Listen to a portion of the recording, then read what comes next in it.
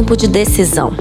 Em 2022, milhões de brasileiras e brasileiros irão às urnas escolher novos representantes para cargos no Executivo e Legislativo.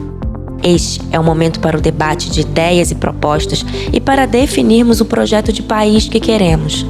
Nós, que lutamos por justiça reprodutiva, acreditamos que esse é um período de oportunidade para qualificar a discussão. É hora de jogar luz sobre as nossas demandas e de mudar a narrativa sobre o tema do aborto, tirar o assunto da seara moral e trazer para o campo da saúde pública e da justiça social, onde ele realmente pertence. No atual cenário de ataques a direitos e retrocessos, especialmente partindo do poder público, sabemos que essa não é uma missão fácil, mas estamos dispostas. Afinal, o que está em jogo é a nossa vida, a vida de mulheres, meninas, de todas as pessoas que gestam. O desafio está lançado. Vamos pensar juntas em como virar esse jogo? Futuro do cuidado nas eleições. Campanha nem presa, nem morta. Olá, eu sou Viviane Nascimento e este é o podcast especial Futuro do Cuidado nas Eleições. Estamos vivendo a efervescência da campanha para eleições majoritárias no Brasil. Para muitas pessoas, uma das mais importantes da história recente do país, já que impõe em xeque a manutenção ou a destruição por completo de princípios constitucionais, democráticos e de direitos humanos.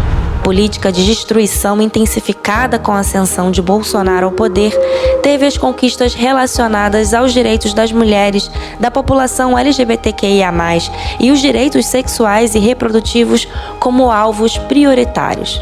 As forças reacionárias que temos combatido nos últimos anos tentam eliminar políticas públicas construídas com base em conceitos caros para nós, como equidade, integridade, humanização e dignidade na atenção à saúde. O acesso universal ao aborto legal e seguro é pauta histórica e prioritária do movimento feminista, defendida por nós como assunto de saúde pública e de justiça social, mas que geralmente aparece no debate político-eleitoral como uma questão moral. O assunto é cercado de silêncios e estigmas, mas nesse pleito de 2022 não poderá ser ignorado. A discussão se impõe diante de acontecimentos aterradores nos últimos meses, como o caso da menina de 11 anos de Santa Catarina, afastada de sua família e impedida judicialmente de interromper uma gestação que foi consequência de estupro, ou da atriz Clara Castanho, também vítima de estupro, que sofreu violência obstétrica, teve seus dados vazados para a imprensa e passou por ataques da opinião pública por não exercer a maternidade nessas condições, optando pela entrega à adoção. A notoriedade e os desdobramentos desses casos abriram caminho para que possamos falar mais abertamente sobre aborto, direitos e a necessidade de descriminalização, da garantia de acesso e do acolhimento digno, assim como da preservação da vida e da integridade física e mental de meninas, mulheres e todas as pessoas que gestam. Mas será que, mesmo com o assunto colocado tanto em evidência, conseguiremos qualificar o debate? Para conversar conosco, convidamos 3 mulheres que têm muito a contribuir nos diferentes aspectos que esse tema apresenta. Começamos com Mariana Prandini, professora da Faculdade de Ciências Sociais da Universidade de Goiás e cofundadora do coletivo Margarida Alves, que nos traz um levantamento histórico de como o tema do aborto foi explorado nas campanhas eleitorais desde a redemocratização. Falamos também com Luciana Boatê, advogada feminista, professora de Direito Penal e Criminologia na Universidade Federal do Rio de Janeiro e filiada ao PSOL, Partido Socialismo e Liberdade, pelo qual concorreu a cargos no Executivo e no Legislativo nos últimos anos. E nossa terceira convidada para essa roda de conversa é Jolúzia Batista, integrante da equipe do Cefêmea e representante da Articulação de Mulheres Brasileiras na Frente Nacional contra a Criminalização de Mulheres e pela Legalização do Aborto. Sejam todas muito bem-vindas ao nosso espaço. Começo pelo aspecto histórico. Mariana, que abordagem foi aplicada ao aborto nos últimos ciclos eleitorais? Acho que é importante a gente retomar, assim, né, que então desde esse processo, o primeiro processo eleitoral presidencial que a gente tem em 89, esse tema é um tema que surge, vem à tona e foi muito importante aí, né, no momento final, na reta final de campanha, onde havia praticamente um empate ali entre Lula e Collor.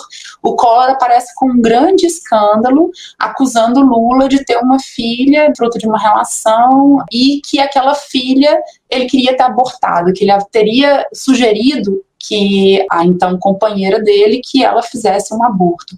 E esse foi um grande escândalo, e não só por esse fator, havia outros fatores ali que aconteceram, mas aquilo ali foi assim, um momento final, na reta final da campanha, e esse foi um dos fatores que, sem dúvida, eu acho que Lula perdeu as eleições de 89, assim, né? Foi um fato que foi altamente explorado.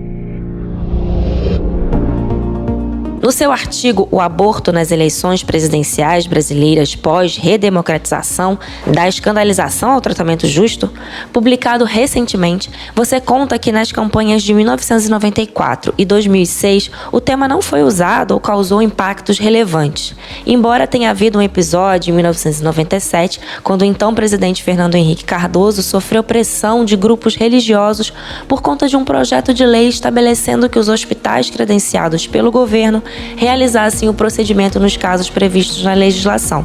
Mas em 2010 a coisa foi bem diferente, não é? De uma perguntada o que ela pensava, né? Em momentos anteriores, inclusive, muito antes da campanha, ela já havia sido questionada com relação a qual era o seu posicionamento com relação ao aborto, e ela dizia abertamente que ela achava que deveria ser tratada como um tema de saúde pública, que essa não era uma questão penal, que não deveria ser tratado como uma questão penal, que deveria ser tratado como uma questão de saúde pública. E então, no momento da campanha, mais uma vez, ela foi pressionada e teve que lançar uma carta ao povo de Deus, dizendo que ela não mexeria na legislação com relação ao aborto no Brasil, fazendo esse compromisso de que não haveria qualquer reforma com relação ao Código Penal e a criminalização do aborto, que tudo permaneceria como estava. É preciso relembrar que na eleição de 2010, os principais candidatos eram Dilma Rousseff pelo PT, José Serra pelo PSDB, Marina Silva pelo Partido Verde e Plínio de Arruda Sampaio do PSOL. O tema do aborto foi explorado desde a pré-campanha em um modelo inquisitorial e reducionista que classificava as candidaturas entre aquelas que eram contra e aquelas que eram a favor. Dilma foi a mais pressionada nesse sentido, já que em declarações anteriores havia se mostrado favorável à descriminalização. No entanto, ao longo da campanha, adotou o discurso de manutenção da legislação. A pressão das alas conservadoras foi tamanha que Dilma divulgou, após reunião com pastores evangélicos, a chamada Carta ao Povo de Deus, na qual afirmou defender a liberdade religiosa e no item 3 dizia, abre aspas, eleita presidente da República, não tomarei a iniciativa de propor alterações de pontos que tratem da legislação do aborto e de outros temas concernentes à família e à livre expressão de qualquer religião no país. Fecha aspas. O tema continuou a ser explorado no segundo turno. José Serra, em seu primeiro programa da TV, enfatizou ser contra o aborto e prometeu implementar o programa Mãe Brasileira, que protegeria a vida do bebê muito antes dele nascer. Dilma, no mesmo dia, afirmou que era vítima de boatos e que no segundo turno faria campanha em favor da vida. Mesmo saindo vitoriosa em 2010 e tendo cumprido a promessa aos conservadores de não apresentar propostas de ampliação de direitos nesse setor, Dilma precisou se posicionar outra vez na pré-campanha de 2014, diante de nova pressão de grupos religiosos e do posicionamento de candidaturas como a de Eduardo Campos e de Aécio Neves, que defenderam a manutenção da legislação restritiva. Na corrida eleitoral oficial, os candidatos evitaram o tema, o que foi prejudicial ao manter o enquadramento do assunto no campo moral e religioso.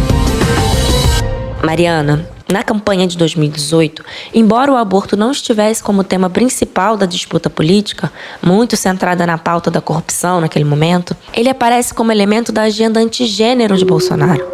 Dessa vez, o que foi apresentado em campanha continuou sendo defendido ao longo do governo, que seria um retrocesso na legislação, caminhando para a criminalização e a imposição de barreiras ao acesso ao procedimento por meio de medidas regulatórias do Ministério da Saúde. Que balanço é possível fazer do uso político dessa pauta? Quando a gente olha, assim, a gente tem outros eventos, assim, né, pequenos que vão acontecendo em torno de campanhas ou presidentes específicos, mas que mostram pra gente que o tema do aborto, ele é sempre tratado ou como um escândalo, ele é tratado como um escândalo e aquilo se torna um grande escândalo. E aí, com isso, você tem um processo de estigmatização das figuras que são relacionadas ao aborto, que acabam sendo estigmatizadas também pelo estigma do aborto, né? Elas são associadas a esse estigma do aborto, que foi o que aconteceu com Lula em 89, o que acontece com Dilma em 2010, que é atrair para essas figuras o estigma social que já existe em torno do aborto, ou simplesmente existe um silêncio completo e total. Eu acho que a mídia brasileira, ela cumpriu um papel importante de ficar reproduzindo essa dicotomia, essa narrativa dicotômica. Porque nos momentos em que a mídia engaja as candidaturas em torno do tema, é sempre colocado também de uma forma dicotômica. Você é a favor ou contra? Você acha que essa fórmula será repetida nas eleições de 2022? Eu acho que a minha esperança esse ano, eu acho que o que o Lula fez foi tentar um pouco antecipar, sabendo que esse vai ser de novo um tema que vai ser trazido. Foi um tema central, é um tema central da agenda antigênero de Bolsonaro, que eu acho que é esse grande pacote, né? O aborto é um deles, mas também os direitos das pessoas LGBTQIA+, direitos das mulheres, o reconhecimento dos diferentes formatos e expressões familiares. Esse vai ser um tema de novo na agenda, e eu acho que o Lula ele tentou adiantar um pouco isso para dizer, olha, vamos falar disso de uma outra forma. A gente não está falando aqui de quem é contra ou quem é a favor do aborto, não é disso que se trata. Até porque esses candidatos homens, eles não vão passar pela situação deles mesmos se submeterem, né, a um aborto. Mas é uma questão de quais são os termos em que a gente coloca esse debate. Se no debate público eleitoral ainda não se conseguiu fugir desse enquadramento moral e do fantasma de que falar de aborto desestabiliza a campanha, como é pautar o tema dentro dos partidos? E aí eu quero saber da experiência da Luciana Boatê, como candidata nas últimas eleições. Luciana, os partidos impõem barreiras à bandeira da descriminalização do aborto? Bom, essa barreira, ela existe, eu digo, de uma maneira geral, né? Por se considerar que é um tema da pauta dos costumes, quase como se houvesse uma regra oculta, né? Que as pessoas se referem a ela nunca foi aprovada em lugar nenhum, mas tem um senso comum que vai dizer que não se deve falar nessas pautas em momentos eleitorais. Ainda mais nesse cenário de hoje, que é um cenário em que, vamos dizer assim, as disputas contra o Bolsonaro e o bolsonarismo estão se dando num redicionamento, inclusive da esquerda, um pouco mais para o centro, e na construção de alianças mais amplas. Então, também nesse ano especial, que eu tenho escutado, primeiro falando assim de maneira geral, né, eu tenho escutado que, em especial, um ponto concreto, quando Lula, por exemplo, disse que era uma questão de saúde pública, já tem alguns meses, né? Várias pessoas, inclusive na esquerda, criticando o Lula, dizendo que ele não podia falar isso para não abrir margem para críticas, para que os apoiadores de Bolsonaro pudessem explorar isso e, eventualmente, isso ser usado numa disputa, por exemplo, pelo voto dos evangélicos. Então, tem aí também uma compreensão nesse cenário que esse voto do centro, em especial votos de pessoas religiosas, por conta dessa pauta do aborto, poderia afastá-las de votar no Lula. Isso de uma maneira geral. Em abril de 2022, em um evento em São Paulo, do qual participaram ex-integrantes do Parlamento Europeu, Lula defendeu o direito de mulheres realizarem o aborto sem passar pela vergonha e que o procedimento deveria ser transformado em uma questão de saúde pública, já que são as mulheres pobres que morrem tentando abortar. As mulheres pobres, elas morrem tentando fazer aborto porque é proibido, o aborto é ilegal. Então uma mulher pobre, ela fica cutucando o seu útero com uma agulha de crochê, ela fica tomando chá de qualquer coisa. Numa cidade chamada Jaguacara, na Bahia, eu conheci uma mulher que ela utilizava folhagem do fogão a lenha, aquela fumaça, aquelas coisas que gruda, sabe? Colocando na vagina para ver se ela abortava. Olha, quando que a madame ela pode fazer um aborto em Paris, ela pode escolher Berlim, ir para Berlim, procurar uma boa clínica e fazer um aborto.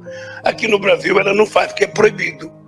Quando na verdade deveria ser transformado numa questão de saúde pública e todo mundo ter direito e não ter vergonha. Agora, nos partidos, em especial de esquerda, eu acho que o feminismo exerce um papel de tensionar internamente. Então, por exemplo, no meu partido, que é o PSOL, isso é uma pauta programática. Então, nós não vamos deixar de falar disso, e as mulheres, inclusive, temos um fortalecimento de mulheres candidatas. A ideia é que as mulheres candidatas falem sobre isso e se posicionem. E agora, isso não posso falar de todos os partidos. Então, eu vejo que alguns partidos podem ter, estou falando do PSOL, que é no qual eu estou inserido, mas eu vejo que dentro da esquerda, em especial dentro das mulheres feministas, nesse feminismo de esquerda, a gente tem, sim, muita resistência a esse, vamos dizer, esse senso comum. E a ideia é pautar. Né, eu acho que isso também é uma consideração. Agora, quanto mais à direita, né, mais você vai ver a dificuldade desse tema ser tratado, porque é justamente um conservadorismo também no qual o controle do corpo das mulheres é a base, né, dessa construção, e que envolve outros fatores, mas que isso está numa construção muito sólida ao longo dos anos. Então a gente volta ao velho problema da falta de mulheres na política institucional, sobretudo de mulheres feministas que tragam essa pauta? Sem dúvida, mas assim, ninguém nega lá em 2016 a importância, não minha pessoal, mas da representatividade, de ter uma mulher feminista como candidata a co-prefeita. A gente já também articulou esse termo, porque vice me parecia subalterno, me parecia que não estava à altura do que as mulheres mereciam, né? E nesse sentido a gente conseguiu pautar também.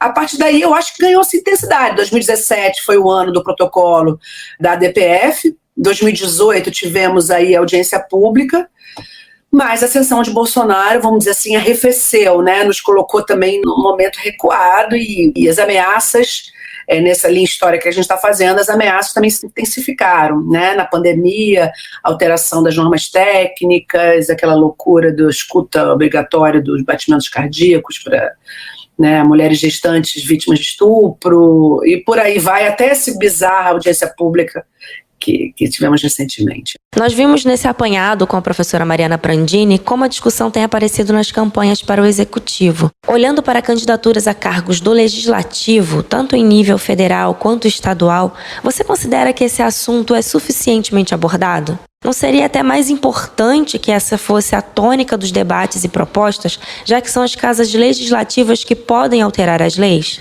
Então, é importante você dizer isso, porque o que eu posso avaliar, assim, também nesse cenário ainda histórico, eu que fui candidata a deputada federal em 2018, todo o meu material de campanha estava com lencinho verde. E eu, inclusive, um pouco antes da campanha começar, foi julho, agosto, eu estive em Buenos Aires, naquela mega manifestação que tivemos na Argentina. Então, o que eu acho que a gente talvez tem que analisar em cada campanha e também na correlação de forças depois das eleições, né? Não são todas as candidaturas que colocam, talvez como eu me coloquei. Inclusive, tinha gente que falava assim pra mim, você tá maluca? Vai perder voto. Eu falava, olha, essa sou eu, se as pessoas não quiserem votar em mim por causa disso, não tem nada pra fazer. Eu não faço política, nem campanha política para criar um personagem que não sou eu, né? Então, eu me senti sempre muito à vontade, mas eu sei que também essa construção, aí você fala, dentro dos partidos, é uma construção também que depende de você, como candidata feminista, querer encarar ou não. Mas não é uma tarefa fácil para as mulheres dos partidos inserirem essa pauta e várias outras conectadas à justiça de gênero. O discurso recorrente é de que voltaremos a essas demandas quando questões mais urgentes, como a restauração ou manutenção da democracia, forem resolvidos. Por outro lado, eu vejo que nos momentos políticos em que o feminismo está em alta, isso ajuda as mulheres dos partidos, o movimento que é de fora para dentro dos partidos, né? Por isso que eu também sempre defendo essa pressão das feministas para os partidos.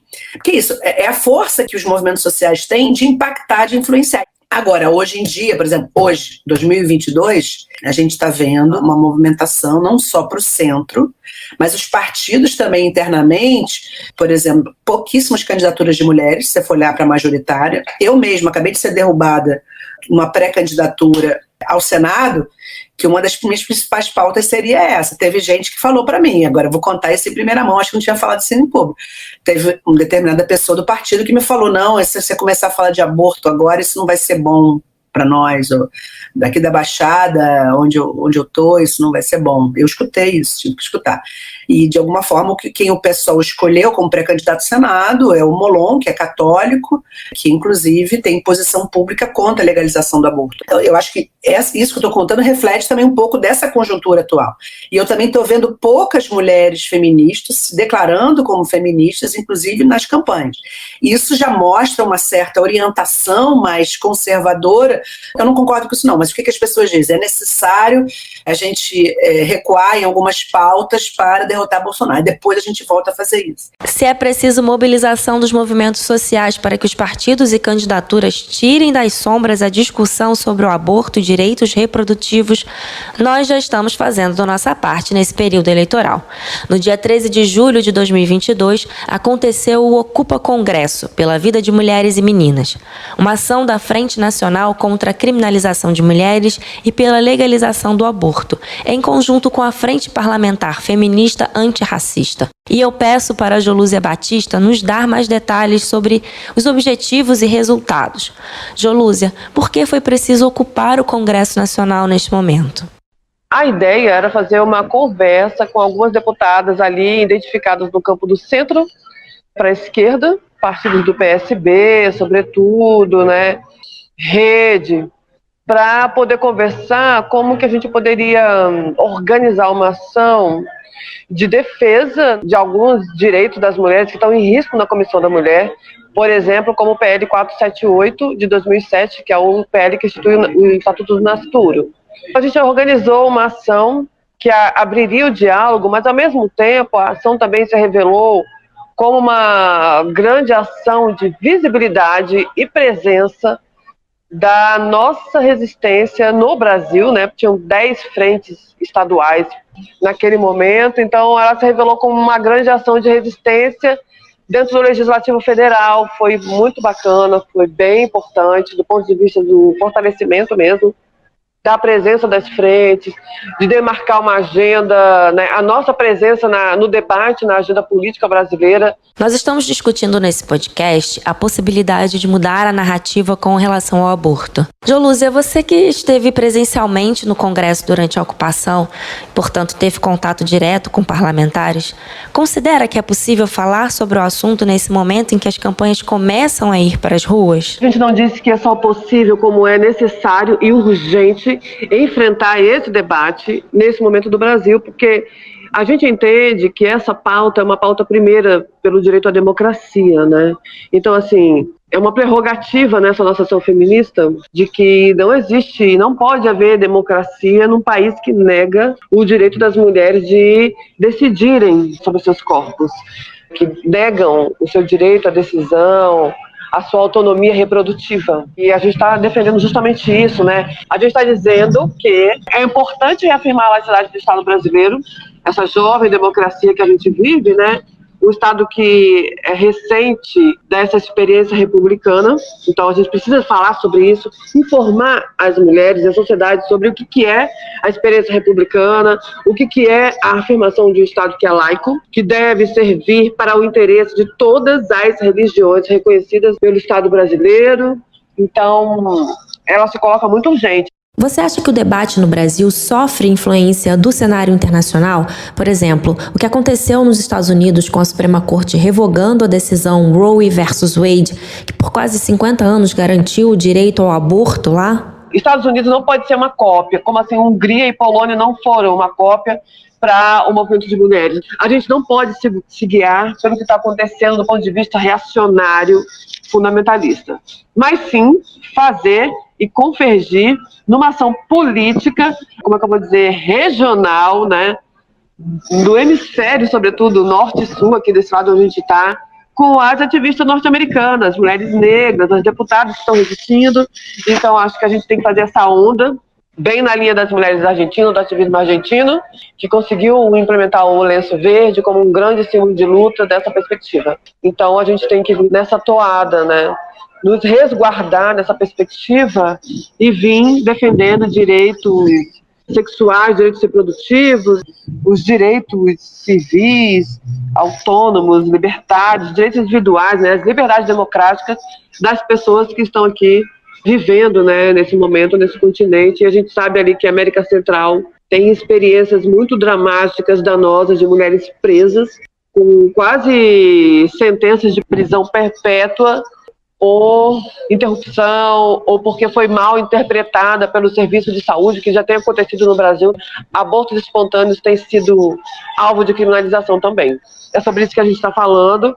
E esse alerta ali, naquele momento do Congresso Nacional, foi também para falar sobre isso. A carta que a gente lançou é um chamado também para todas as candidaturas eleitorais nesse momento do campo progressista, do centro para a esquerda, como a gente fala, né, do campo progressista. Não precisa ser uma candidatura feminista, mas precisa ser uma candidatura comprometida com o avanço dos direitos das mulheres e das meninas brasileiras. Nosso grande desafio é mudar a narrativa estigmatizada que historicamente tem envolvido o tema do aborto no período eleitoral. Você acha que neste ciclo é possível fugir definitivamente do debate moral e religioso?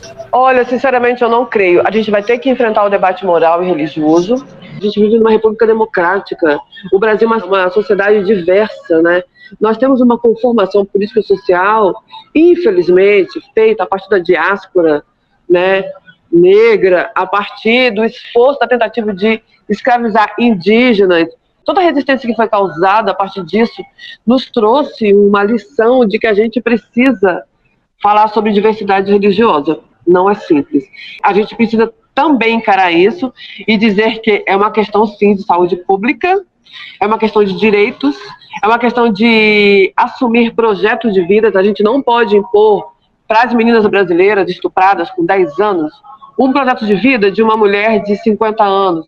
Constituir família quando ela não teve nem a sua vida desenvolvida, como poderia ser, com direito à escola, com direito a fazer projetos de vida, né? Se o momento de ultraconservadorismo impõe ainda essa defesa de um Estado laico, para que assim possamos avançar, é possível, pelo menos, crescer a pressão sobre os partidos e candidaturas para que o tema não seja invisibilizado? É importante falar de como o assassinato, né, de Marielle Franco, o que ele trouxe, né, o que ela trouxe como uma herança política importante. Não é à toa que a gente fala que ela é semente, é isso mesmo.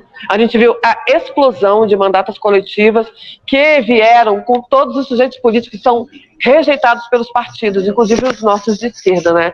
O sistema político sempre rejeitou mulheres negras e as mulheres trans, os mandatos indígenas, que seguem se apoiando em partidos, em legendas de aluguel. Isso deve nos dizer alguma coisa. Por que os indígenas conseguem se elegendo com legendas de aluguel e não dentro dos partidos de esquerda, que inclusive tem a pauta socioambiental extremamente voltada na defesa dos interesses dos territórios indígenas? Por que será? É porque realmente o sistema político e os partidos de esquerda em sua macroestrutura não conseguem capturar as pautas que a gente diz. E aí depois do ele não, nós ficamos naquela pauta chamada da pauta identitária.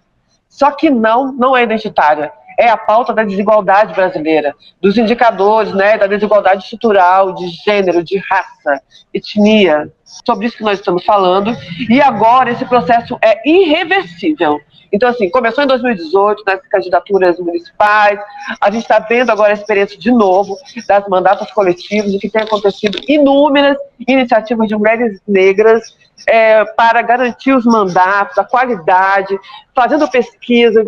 Vai ser praticamente irretornável, e os partidos vai ser por força da pressão, justamente, como disse a Luciana, minha amiga querida, que eu apoio tudo que ela refletiu, e é isso mesmo.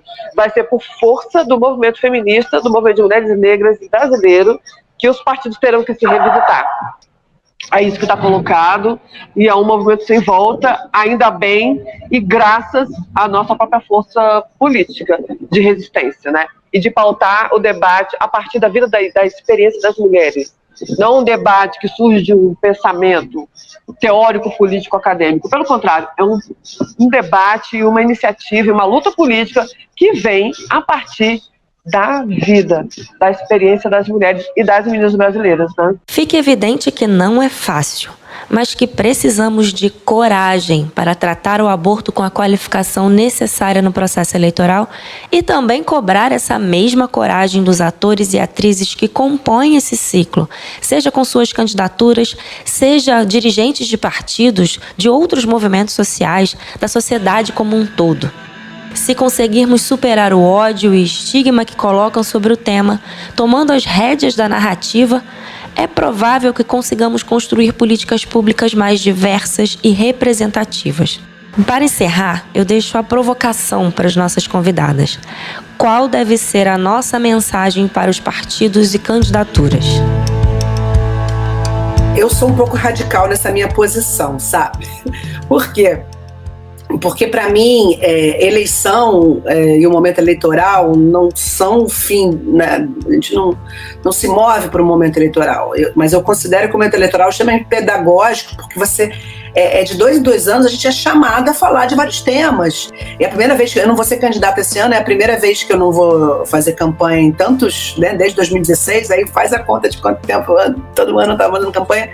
Eu sempre vi esse momento eleitoral como um momento pedagógico mesmo, da gente poder estar dialogando, inclusive fazendo oposição de ideias mesmo, podendo explicar. E aí, isso que você fala, a linguagem, a questão da saúde pública, dos números de morte materna, quem morre de aborto inseguro são as mulheres negras, são as mulheres faveladas periféricas. Se a gente não falar, não adianta também que você não vai ocultar a realidade. E esses 2 casos recentes, de Santa Catarina e da Carla Castanho, mostram isso, né? Essa realidade está batendo a nossa porta.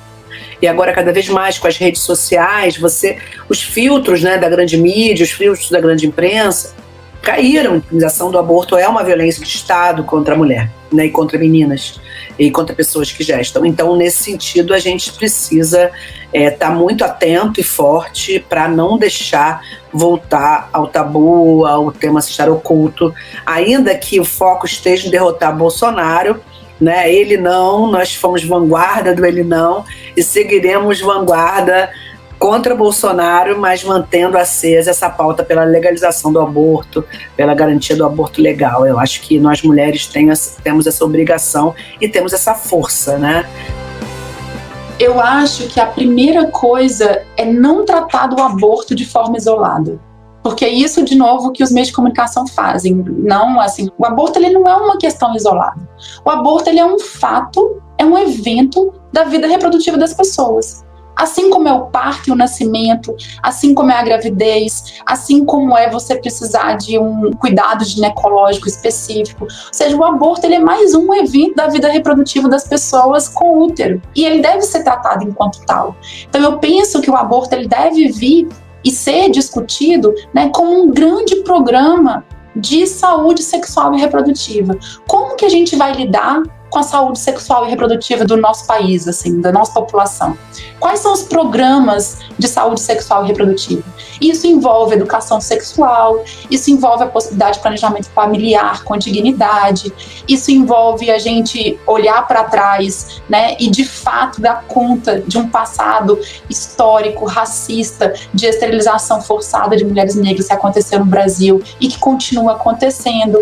Isso envolve a gente falar de violência obstétrica no parto, no nascimento e nas situações de abortamento e no cuidado pós-aborto. Então eu penso que, para mim, assim, superar isso é a gente retirar o aborto desse lugar estigmatizado, isolado e desconectado e passá-lo a tratar como um evento da vida reprodutiva das pessoas que precisam de ter acesso à saúde digna, de qualidade, com compaixão, com respeito.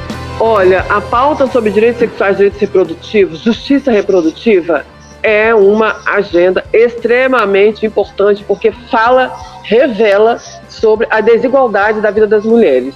A desigualdade das mulheres negras, das meninas negras que vivem nas periferias, por exemplo, das meninas indígenas. Essa é a pauta. É importante falar sobre isso, porque estamos falando sobre direitos, né, e liberdades democráticas que não acontecem para uma camada da população. A pauta moral, ela já está colocada no serviço de saúde na ponta. E é sobre isso que a gente precisa falar. Por isso que esse tema é um tema extremamente urgente para as candidaturas nesse momento, e as mulheres precisam pegar essas questões da nossa vida cotidiana, o acesso ao direito à saúde, ao planejamento reprodutivo. A gente precisa falar realmente sobre isso e com toda a força e a legitimidade que a nossa experiência e a luta política feminista tem colocado no Brasil.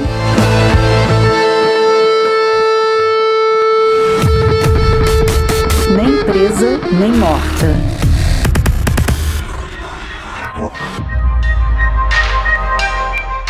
Esse foi o primeiro episódio da nossa série especial sobre as eleições de 2022, intitulado Candidaturas que falam de aborto perdem votos nas eleições? Que teve montagem, mixagem, identidade sonora e finalização da ONG Criar Brasil. A identidade visual é criação de Isabela Velar. Produção de Leina Pérez e Aline Araújo. Legendagem de Cris Kenny com revisão de Ângela Freitas. Eu, Viviane Nascimento, tive o prazer de entrevistar nossas convidadas, além de realizar roteiro e locução.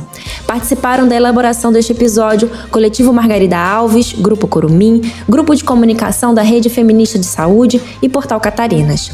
Agradecimentos mais do que especiais às nossas convidadas Mariana Prandini, Luciana Boatê e Jolúzia Batista. Quer saber mais sobre as lutas feministas e direitos reprodutivos? Acesse nosso site www.futurodocuidado.org.